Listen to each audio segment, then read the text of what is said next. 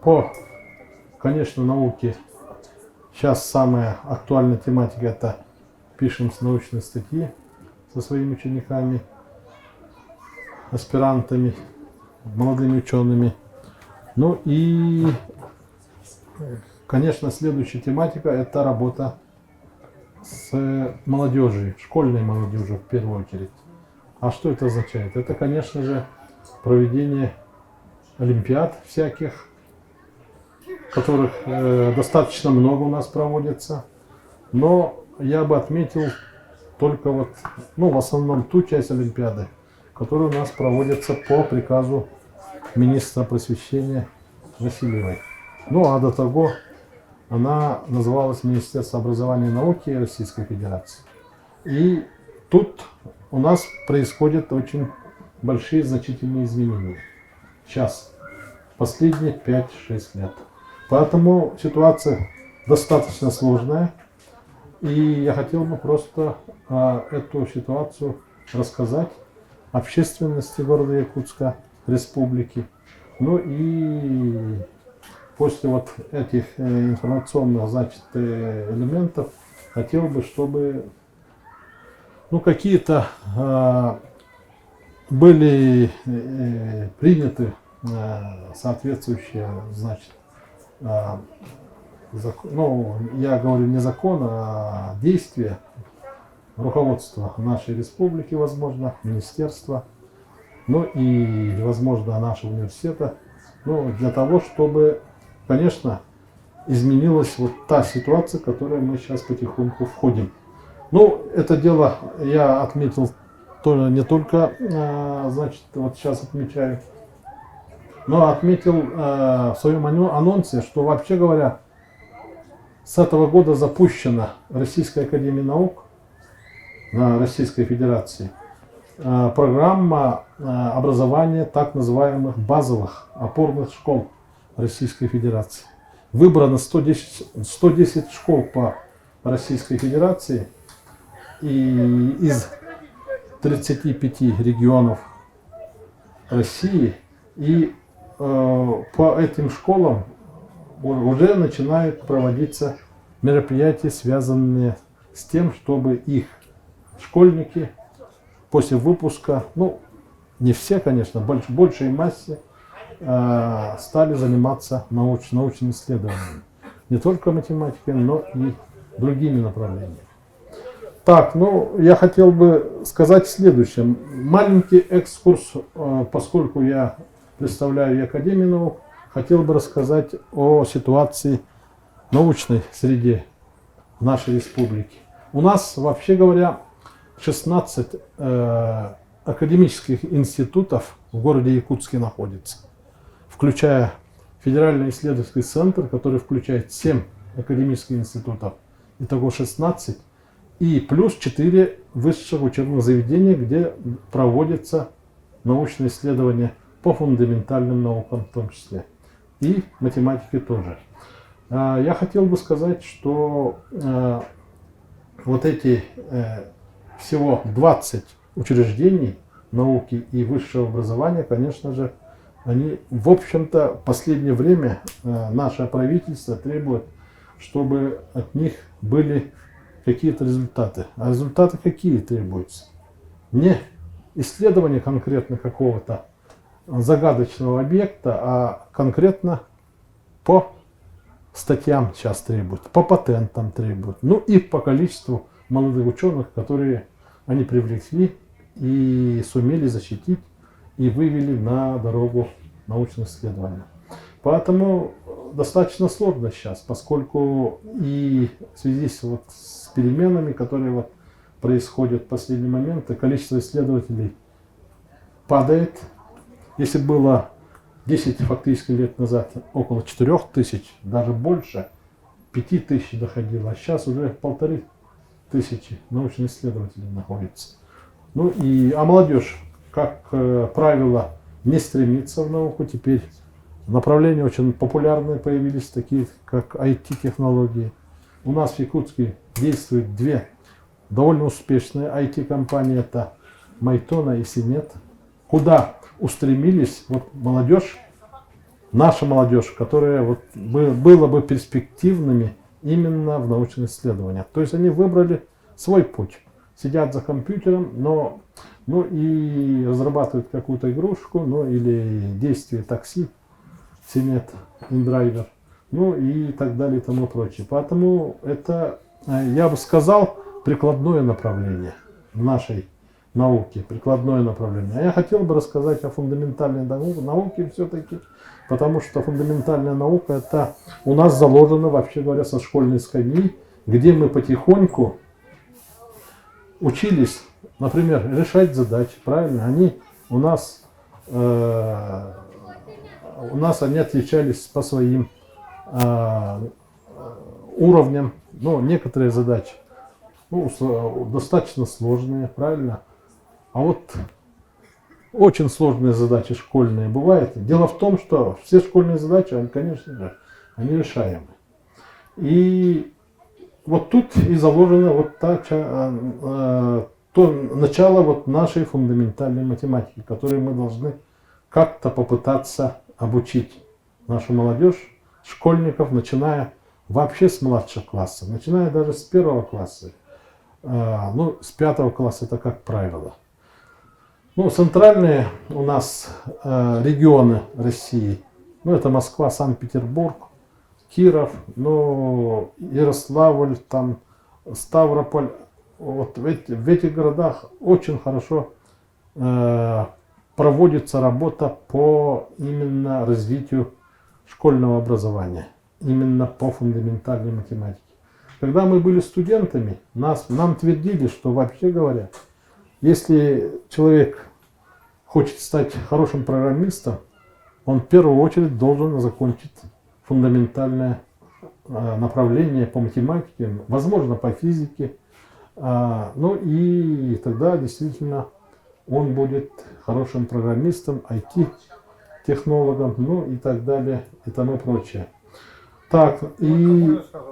Да. А что такое вообще фундаментальная математика? Ну, я объяснил, фундаментальная математика это наука, ну, которая как IT не видно, но она заключается в том, чтобы для школьника это решить трудную задачу для начала, а для уже старшего поколения, студента, аспиранта, это уже доказать какую-то маленькую теорему. Ну, с этого момента... Придумать и доказать, нет? Нет, не придумать. Как правило, это делает научный руководитель. Есть основные теоремы, которые Да. надо доказать.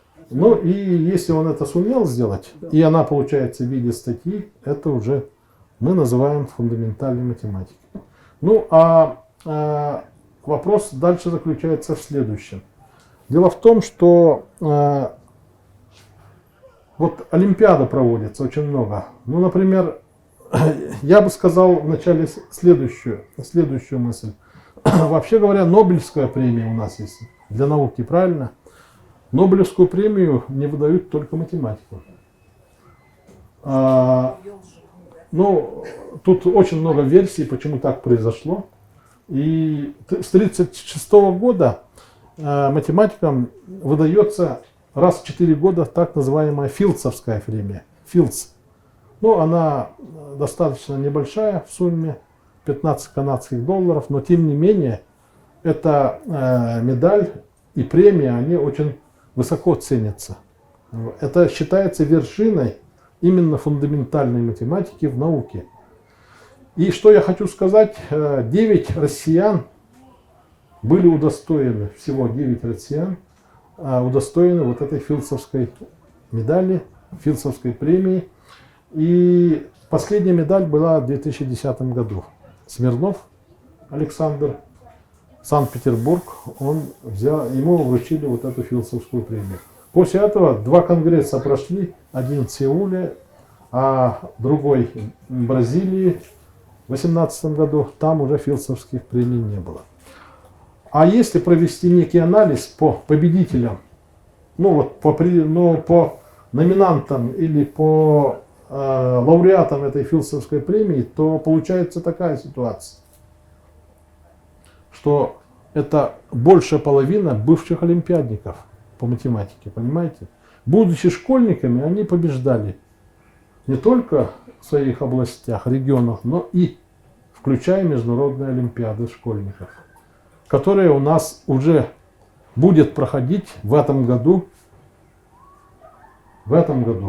Нет, не в этом, в 2020 году, в следующем году в Санкт-Петербурге 61-я Олимпиада будет. И когда проходило обсуждение итогов научной деятельности по математике в городе Москве и институте имени Стеклова, я прямо академику, секретарю, они вообще не включили программу работ Академии наук, сказал следующее, что вообще говоря, поскольку уже больше 10 лет у нас нет филдсовских лауреатов, а это означает, у нас в кризисе находится фундаментальная математика в России. И поэтому вот эту Олимпиаду, которую в 2020 году Международный программный комитет проводит, оргкомитет проводит именно в Санкт-Петербурге, это является очень-очень таким интересным событием. И, конечно же, надо отработать с российскими школьниками, которые там получат соответствующие медали. Вот они, из них вырастают филдсовские лауреаты. Как показывают примеры лауреатов вот этих премий. То есть по математике это взаимосвязаны. Олимпиады и фундаментальные результаты высокого уровня, абсолютно мирового уровня.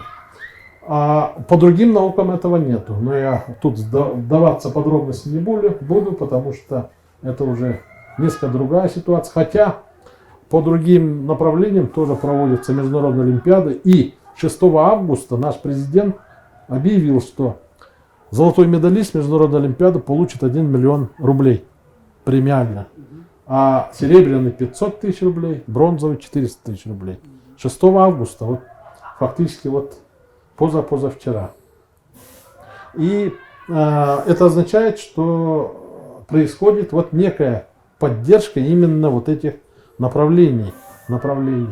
Именно ребят, которые будут очень целенаправленно, значит, поступать после этих олимпиад в те или иные вузы. Они, если становятся победителями по положению, они могут спокойно выбирать любой вуз Российской Федерации и поступать по своему конкретному направлению и начинать работать именно в научной деятельности, выбрав, конечно же, соответствующего руководителя. Так, далее. Ну, филдсовские лауреаты. У нас, как я сказал, 9. Ну, один из них, знаменитый Перельман Григорий, вы знаете, правильно, который отказался получить 1 миллион долларов института Клея. Да, теорему Пуанкаре доказал. Но его ответ был такой, что не только он принимал участие в доказательстве этой теоремы. То есть комиссия не вправе ему только одному вручать эту премию. Ну, и я не знаю. И из-за этого он отказал. Да, он первым. Ну, то есть, получается так, что если образно объяснить, какой-то уровень был доказательств с одной стороны и с другой стороны. И он просто взял их, соединил. Ну, это японцы и канадцы. Да, все вы знаете. Так, ну и что еще, значит, ну, это международные олимпиады у нас проводятся также в республике. Вы знаете, проводимые мероприятия нашим министерством международной олимпиады Туймада.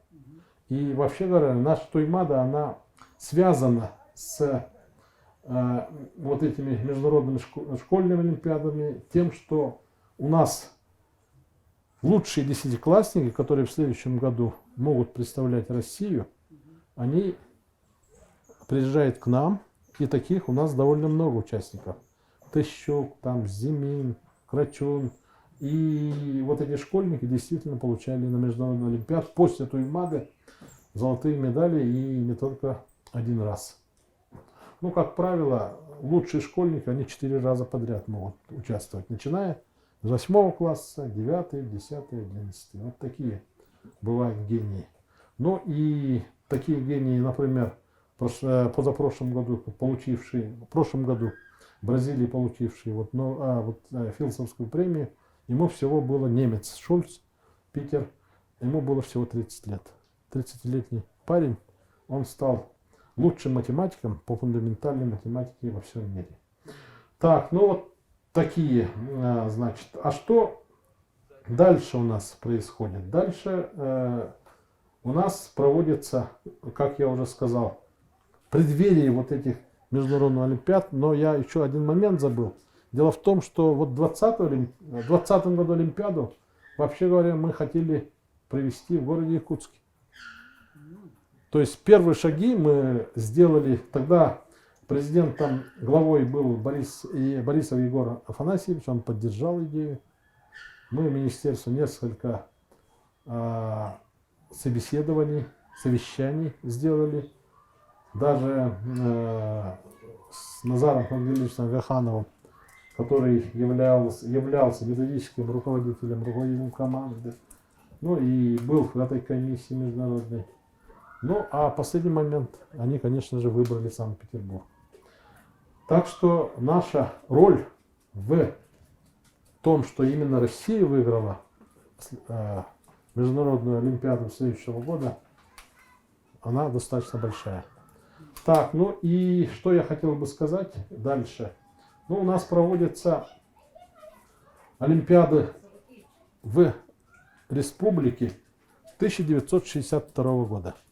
Регулярно они начали проводиться 1962 года, и вначале они проходили как все сибирские Олимпиады под покровительством тогда академика АНССР Михаила Алексеевича Лаврентьева.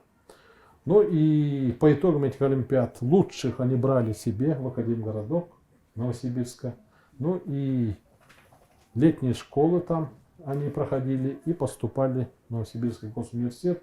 Ну, таких примеров много, которые прошли вот такую школу и стали студентами. И до сих пор они работают в Академгородке и живут там.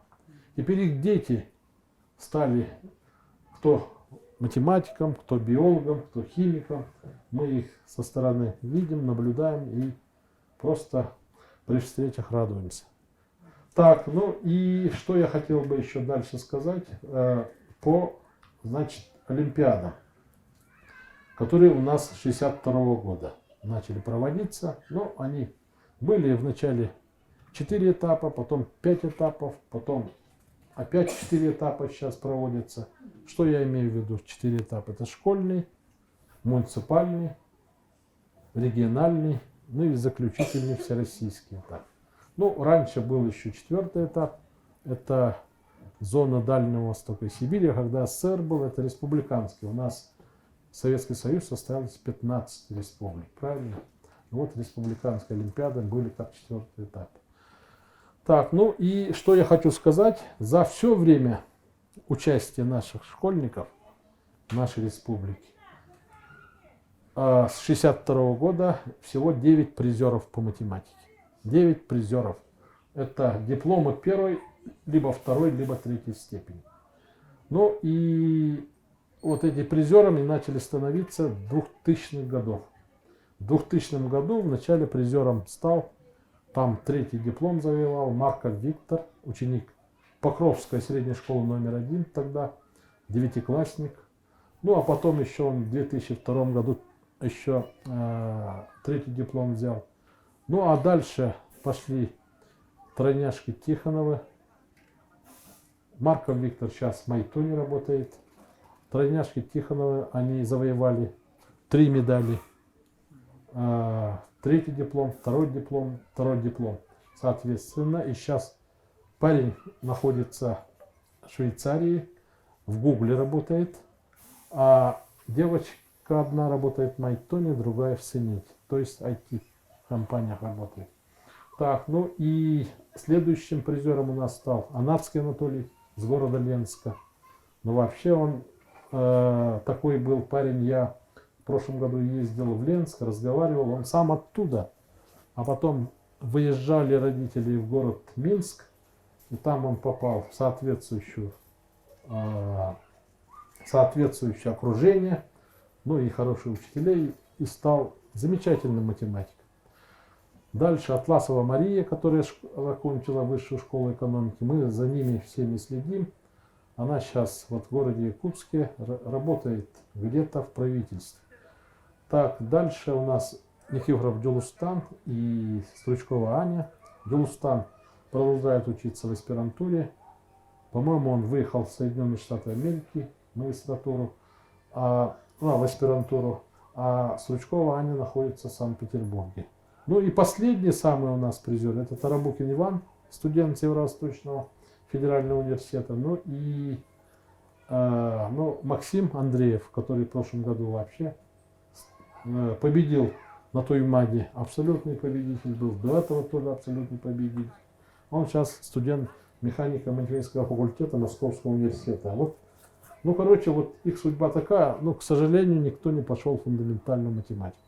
Видите, они в первую очередь должны были идти, понимаете, работать, писать научные статьи, ну и становиться лидерами, как тот же самый Питер Шольц, немец, ну и, возможно, вот эти другие лауреаты наши, Перельман, Смирнов, ну и так далее.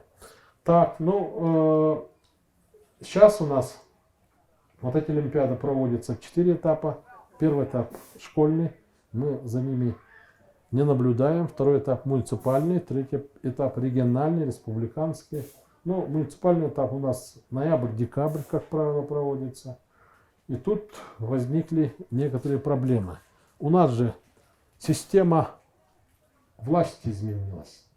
Все вот эти образования в республиках, не только у нас, но и во всей Российской Федерации, они потихоньку перешли на самоуправление. То есть главы муниципалитетов появились, депутаты в муниципальных образованиях появились. И оказалась такая ситуация. С 2011 года, это по математике я почувствовал, что теперь муниципалитет самостоятельная организация, поэтому проведение муниципальных этапов олимпиад – это их юрисдикция. Что это означает? Это означает, мы, как региональное жюри, которые подготовили соответствующие материалы, должны выслать им задачи для их муниципального этапа по всей республике, каждому муниципалитету один день это происходит. Ну и, конечно же, решение. Но его можно прятать, спрятать никак невозможно. У них свое жюри. И если муниципалитет очень маленький, а предметов около 30, которые надо провести в течение 10 дней максимум. Ну, как вы представляете, северный муниципалитет, например, Тикси, Булунский район, ну или Черский тот же самый, ну или Среднеколымский даже. Правильно, разрыв происходит. Они, Разрыв просто происходит. я не представляю. И поэтому по математике я начал отрабатывать с председателем методкомиссии Агахановым этот вопрос, что малые муниципалитеты, чтобы позволили проверять именно региональному жюри. Как? А основные все предметы так и живут. И по всей России это происходит, понимаете? Поэтому, если муниципалитет небольшой, абсолютно небольшой, то проведение вот этих олимпиад – это его прерогатива. Ну и как она будет проводиться, это никому не понятно. Члены жюри не могут выехать, потому что денег нету на транспортировку, чтобы мы посмотрели, как они проводят эти олимпиады. Ну а поступающие работы, они в то время иногда бывали точно как в решении, ну или немножко измененные. Но, конечно, это нехорошо с точки зрения проведения олимпиад. Ну и олимпиада, главная цель — это выявить талантливого, одаренного ребенка, правильно, из глухой деревни. А этого не происходит. Поэтому последние годы мы на это стали обращать внимание и в основном сами проверяем. Причем даже рейтинг делаем. Но оказалось так, что при рейтинговании все центральные вот эти наши муниципалитеты, они в лидерах. Город Якутск, но Хангаласский, Намский, Мегино-Хангаласский, Нерюнгри, Мирный. Вот видите, вот эти основные муниципальные образования, они стали лидерами вот этих олимпиад. И, что и заметно стало сразу, количество участников на региональном этапе именно города Якутска стало возрастать. 5-6 лет назад их было менее 50% общего количества участников, а сейчас их становится 80, даже больше. То есть муниципальных участников становится около 10%. Это что означает? Это означает, качество образования падает в муниципалитетах. И, по-видимому, поэтому, это не только у нас в регионе, это по всей России. Поэтому запустили именно процесс образования базовых школ Российской академии наук. Ну правильно, они делают базовый. Да, базовая. И самая основная задача этих базовых школ заключается в том, чтобы в эти школы, базовые школы РАН, попадали только муниципальные школы. Муниципальные школы. И которые тут же должны превратиться в региональные. То есть, если у нас, допустим, выбрали какую-то деревенскую школу, допустим, выбрали, то она становилась бы не деревенская, а становилась бы при Министерстве образования, на образование и науки Республики Саха-Якутия. А ты что поменяли? Пока конкретных таких нету, да? А сейчас все муниципальные у нас. Поменяли. Вот базовые школы РАН, они по положению должны быть муниципальными, только муниципальными. И как только им вручают сертификат, что они стали базовыми, они должны становиться региональными. То есть они меняют фактически финансирование, грубо говоря. Там через главу шло муниципалитета, а сейчас через министерство. Что лучше? Напрямую. Что лучше? Вот, мне кажется, напрямую должно быть лучше в конце концов, правильно? И поэтому поэтому вот вопрос стоит именно так сейчас. И, конечно, процесс этот будет наблюдать не только в течение 1 года. Запустят с 1 сентября, запускается этот процесс. И будут смотреть, действительно ли это лучше. То есть получается, что деление на муниципалитеты, это означает, было, ну, может быть, в некоторых регионах неправильно. Сразу вот так, можно сказать.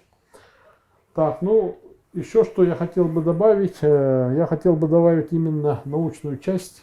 Требуют до 2024 года по национальному проекту «Наука» требуют, чтобы Российская Федерация вошла в 5 ведущих стран, именно которые осуществляют научные исследования и разработки по приоритетным направлениям. Что это означает? Это означает, во-первых, количество статей должны увеличить на 70 тысяч штук. 70 тысяч штук в год. В год. Когда, как в 2014 году, только 14 тысяч было у нас. 5 раз.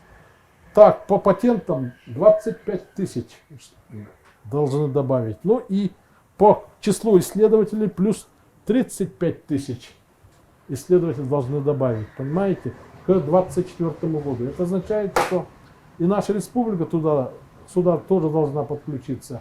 И как этот процесс, значит, нам выдержать, ну и включиться в этот процесс. Ну, конечно, у нас в первую очередь я хотел бы сказать, что по фундаментальной математике у нас работает один институт не математики при Северо-Восточном федеральном университете, но у него всего 9 штатных единиц.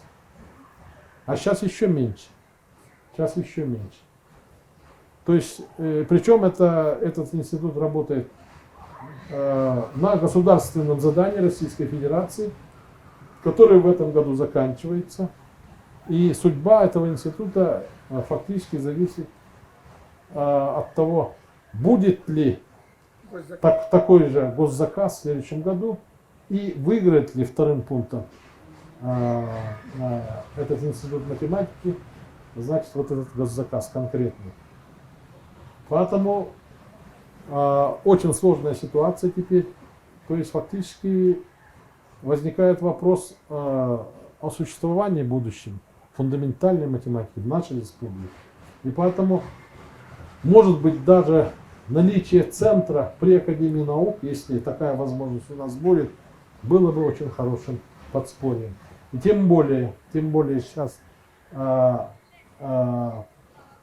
наша Академия наук, научно-образовательный центр, который есть в нашей Академии наук, очень хорошо приняли с коллективами других учреждений в грантах на проведение кружковых работ, разных мероприятий со школьниками. И этот процесс тоже у нас будет запущен с 1 сентября. Я думаю, что мы работу со школьниками, значит, и через Академию наук, и через университет, конечно же, не должны потерять. Ну и главное, чтобы вот эта работа в будущем давала какие-то результаты. А именно, чтобы молодежь школьной скамьи пошла в университет, даже может быть, даже не в наш, а в центральный по соответствующему направлению, после окончания которой аспирантура, возможно, влился в наш коллектив и продолжил бы свои научные исследования во благо нашей республики и науки в целом. Так, я насчет вот всех пунктов вроде бы рассказал. Относительно вот Туймады, проведения муниципальных олимпиад. И что я хотел бы в конце рассказать. Работа действительно у нас ведется достаточно большая, со своими студентами, магистрантами, аспирантами, и молодыми учеными. И вообще говоря, фундаментальная наука — это вот только что мы провели, например, научную сессию Малой Академии наук. Нас было 10 человек. Вот я отвечаю в частности на что вы делаете в фундаментальной науке. С утра до вечера сидели, решали научные задачи, которые было достаточно. То есть пытались доказать теорему. Научная задача, она же непонятна, не школьная. Она будет ли положительно решена, а может вообще не будет решения, понимаете? И поэтому тут ситуация такая, что, во-первых, мы должны вот эти проблемы, нерешенные еще проблемы, и которые актуальны в современной математике, в современной науке, мы должны знать, то есть в курсе этих событий, и, конечно же, попытаться решить быстрее, чем, например, какой-то конкурент, который находится в другой стране. И по итогам этой сессии мы планируем уже 7 научных статей, так называемых рейтинговых журналов. Сейчас журналы начали делить, научные журналы. Они делятся, во-первых, по следующему принципу. Он входит ли в Web of Science, в базу данных, или в Scopus. Например, вот этот журнал, который мы издаем 1994 года, В прошлом году? 1900, да, это прошлогодний, он вошел в этом году в базу данных Scopus. Это очень хорошо. В Дальневосточном федеральном округе такого журнала нет, входящего в Scopus. И надеемся дальше продвигать его и войти в Web of Science. И следующий пункт, это, конечно же, понятие квартиля. Журналы, они делятся на 4 квартиля. Первый квартиль, второй, третий, четвертый. То есть по цитируемости статей внутри журнала на эти статьи и деленное на количество статей, которые были опубликованы за год в этом журнале. И возникает квартиль. Очень просто считают, оказывается. И наша цель попасть хотя бы в Q4, Q3. Третью, четвертую квартиру. И вообще ВАК сейчас готовит следующий документ, связанный с защитами диссертаций. То есть за защиту кандидатской диссертации уже будут требовать после 2020 года хотя бы одну статью из Q1 квартире. Тут попало, да. Да, Q1 квартиль. Ну, без учета Scopus, Web of Science. Ну, конечно, оттуда только могли.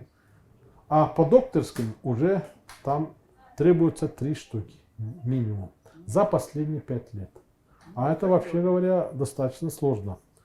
Даже если отправить, вот, например, в этом году статью, то она не факт выйдет в следующем. Может, через 3 года выйдет. Может, даже через 5 лет выйдет. А уже все прошло. А 5-летней давности уже ВАК не будет рассматривать. То есть защит диссертаций станет очень и очень мало. Я так предполагаю, если вступит в силу этот проект. А проект готов, что теперь будут требовать квартиры у тех, кто будет выходить на защиту диссертации. Ну, там они немножко отличаются. Гуманитарное направление или фундаментальное направление наук. По количеству статей, которые требуют ВАК, это будет различаться не будут. Поэтому вот такие изменения нас ждут. Ну, а мы должны не унывать, работать, правильно? Ну, и я сказал вначале, что фундаментальная математика, она должна быть царицей наук, и есть, правильно? Хотя она является, ну, то есть помогает всем остальным наукам, но и без математической науки развития в конкретном регионе не будет. И даже я, будучи на большом мероприятии, которое проходило как юбилейное мероприятие математиков, там вообще присутствовали весь президиум Российской академии наук, Сибирского отделения, сказал следующую мысль напоследок, что слова Ломоносова, которые вы все знаете, что российское могущество прирастать будет Сибирью, устарело. Потому что понятие Сибирь у нас с интернетом там, с такими скоростями, правильно? У нас расстояний нету. Раньше это расстояния были, правильно? И поэтому стоит следующее предложение. Российское могущество прирастать будет математика. Народ немножко подумал, и начались хлопки, которые перешли в бурные. Спасибо.